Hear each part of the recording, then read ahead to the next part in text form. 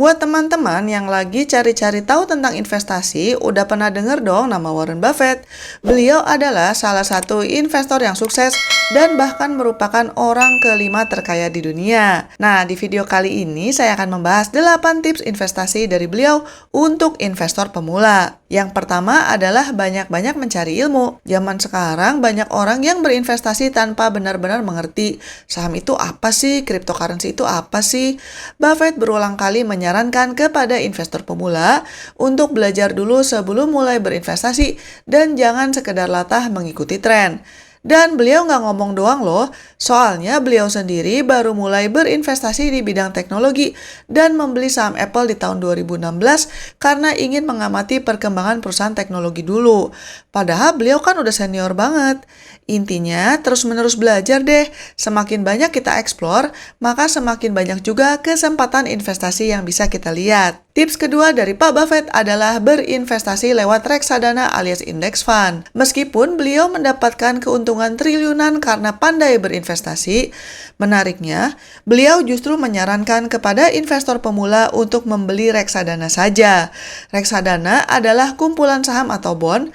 Kalau kalian menaruh uang di reksadana, maka uangnya akan dipecah ke berbagai perusahaan yang termasuk ke dalam portfolio reksadana tersebut. Ini akan membuat risiko investasi kalian lebih rendah karena kalau ada beberapa perusahaan yang tidak perform, ruginya mungkin masih bisa tertutup oleh perusahaan-perusahaan lain di portfolio reksadana tersebut yang performance-nya lebih baik. Selain itu, kalau kalian berinvestasi lewat reksadana secara rutin, misalnya aja dengan memotong gaji setiap bulannya, maka kalian tidak akan terbawa emosi dan khawatir kalau pasar saham naik dan turun. Nah, ngomong-ngomong soal reksadana, aplikasi yang paling Mimin sarankan untuk teman-teman adalah Bibit.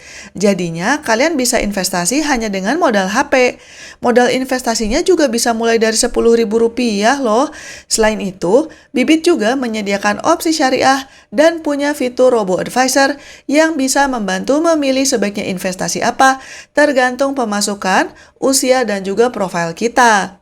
Buat teman-teman yang mau coba Bibit, silakan klik link di deskripsi dan masukkan kode ekstra supaya kalian bisa dapat gratis cashback sebesar Rp25.000.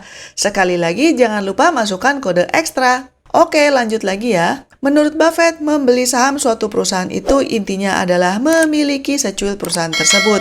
Makanya, sebelum membeli saham, idealnya kita harus mencari tahu sebanyak mungkin mengenai perusahaan tersebut. Jangan hanya fokus sama naik turun harga sahamnya, tapi juga kenali perusahaan tersebut lebih dalam.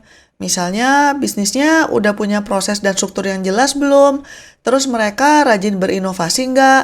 Apa kena skandal belakangan ini? Selain itu, kalian juga harus menganalisa apakah sekiranya bisnis yang dijalani perusahaan tersebut masih relevan dalam 10-20 tahun ke depan. Ini penting untuk dipertimbangkan karena biasanya keuntungan saham itu baru terlihat setelah kalian memegang saham selama bertahun-tahun. Tips selanjutnya adalah jangan sekedar ikut-ikutan. Yang namanya pasar saham itu naik turun. Pas harga saham lagi naik, terkadang suatu perusahaan itu dihargai jauh lebih tinggi dari semestinya. Tapi begitu ada tanda-tanda resesi atau skandal, biasanya harga sahamnya akan jatuh. Contohnya aja waktu krisis ekonomi global di tahun 2008, banyak orang yang enggan membeli saham karena tidak yakin perusahaan-perusahaan tersebut bisa bertahan di tengah krisis. Tapi Pak Warren Buffett malah nekat dan memborong sejumlah saham perusahaan besar seperti General Electric, Goldman Sachs, Bank of America, dan sebagainya. Dan benar aja, setelah krisis ekonominya sudah selesai, Buffett mengantongi keuntungan sekitar $10 billion hanya karena dia berani membeli saham di saat yang tepat, walaupun orang lain sedang pada ketakutan. Intinya, Buffett menyarankan kepada investor pemula untuk tidak sekedar ikut-ikutan. Ketika mengambil keputusan investasi, sebisa mungkin jangan pakai perasaan, tapi lihat aja angka dan data-datanya gimana. Ini bisa membantu Anda dalam mengambil keputusan. Tips selanjutnya adalah jangan boros.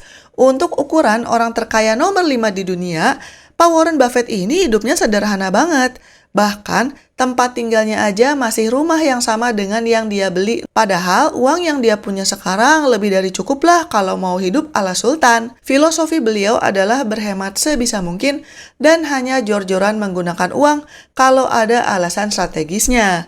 Karena sifat hemat ini, beliau memiliki banyak uang buat ngeborong saham-saham bagus pas harganya lagi jatuh. Tips selanjutnya adalah jangan sembarangan investasi saham murah. Karena beliau orangnya terkenal hemat, tadinya Mimin pikir beliau akan memborong saham apa saja yang murah. Tapi ternyata enggak loh. Berdasarkan pengalaman, beliau mengatakan bahwa perusahaan yang sahamnya murah itu belum tentu merupakan investasi yang cerdas. Karena yang gagal juga banyak. Sebelum berinvestasi, beliau lebih fokus untuk menganalisa perusahaan yang mau dibeli sahamnya.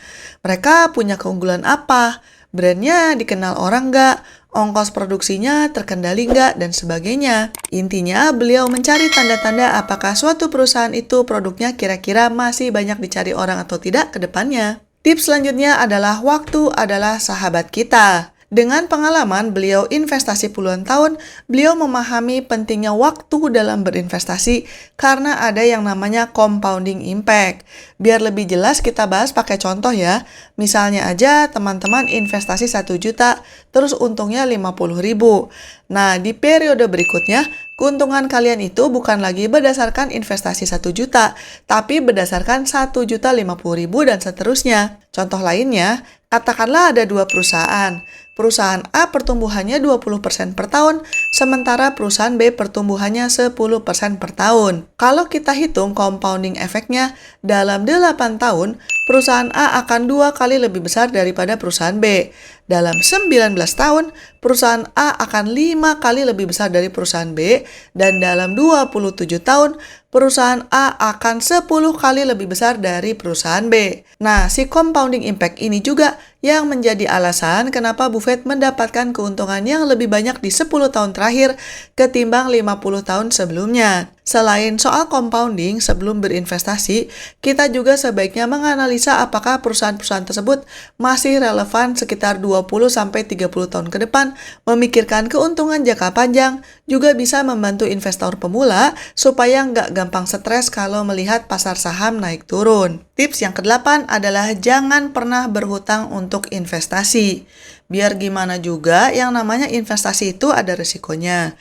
Memang sih ada kemungkinan untung, tapi kemungkinan uangnya hilang juga ada. Bisa hilang sebagian, bahkan hilang semuanya. Makanya beliau paling anti sama orang yang berhutang dan pinjam uang hanya untuk membeli saham. Soalnya kalau tahu-tahu harga sahamnya crash atau kalian salah pilih, bisa-bisa kalian kehilangan semuanya. Intinya, lakukanlah investasi secara terbatas sesuai dengan jumlah uang yang kalian masih rela kalau hilang. Tips mana nih yang kena banget?